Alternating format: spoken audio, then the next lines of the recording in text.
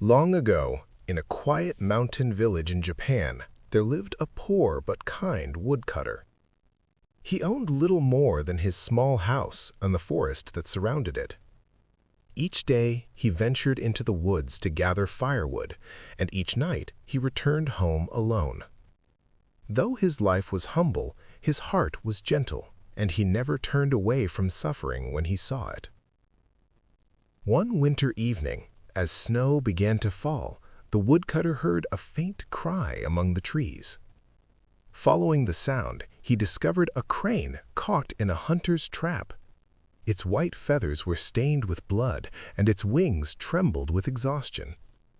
Moved by compassion, the woodcutter freed the crane and watched as it struggled into the darkening sky. He asked for nothing in return and returned home, believing the moment would soon be forgotten. That very night, there came a knock at his door. Standing in the snow was a young woman, pale from the cold and dressed in travel-worn robes. She said she had lost her way and asked for shelter. The woodcutter welcomed her inside without hesitation. In time, the two grew close. The woman was gentle and soft-spoken, and she brought warmth into the small house. Before long, she became his wife. Though their happiness was real, poverty still followed them. One day, the woman offered to help. She told her husband she could weave cloth of unmatched beauty, silk finer than anything seen before. But she made one request. While she worked, he must never look into the room. The woodcutter agreed. For days, the sound of the loom echoed through the house. When the woman emerged, she carried a bolt of cloth that shimmered like moonlight on snow. The woodcutter sold it for a great sum, enough to change their lives. Again she wove. Again she forbade him from looking.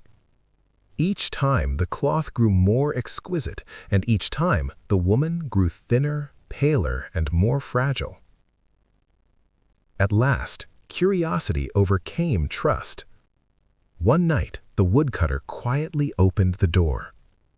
Inside, he did not see his wife. He saw a crane. Its feathers were falling away as it wove at the loom, pulling threads from its own body. The truth struck him like winter wind. The crane he had saved had become his wife, repaying kindness with sacrifice. The crane turned, her eyes filled not with anger, but sorrow. She told him that his broken promise had ended everything.